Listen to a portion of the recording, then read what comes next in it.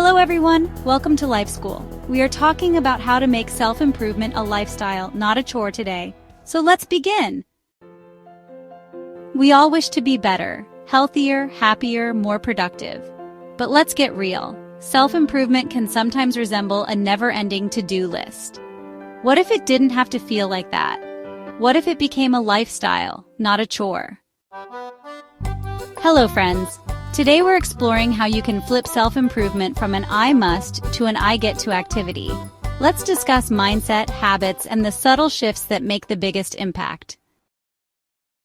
First, reframe the narrative you tell yourself. Self-development is not punishment. It's not about mending a broken you. It's about becoming, curiosity, discovery. When you look at it as a journey and not the destination, you quit fearing the effort and begin enjoying the journey. Don't merely want to read more books. Identify yourself as a reader. Don't merely attend the gym. Identify yourself as someone who lives actively. When you place behavior into identity, it becomes habitual. Something about who you are, not something you do.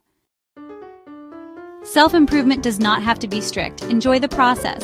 Enjoy podcasts, learn on your way to work. Dislike the gym, dance, hike, take long walks. The best routines are the ones you enjoy and maintain. Instead of strict rules that feel like restrictions, build gentle routines. Maybe it's a 10-minute morning ritual or a nightly journaling session. Start small. Keep it flexible. That's how habits grow roots.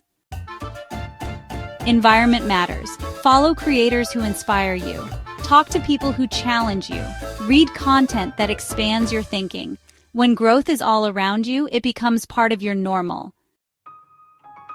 Self-improvement is not a project to be finished. It's a state of mind, a way of life, something you cultivate each day in little happy ways. So let go of the pressure, love the process, and become someone who embodies the growth, not someone who pursues it.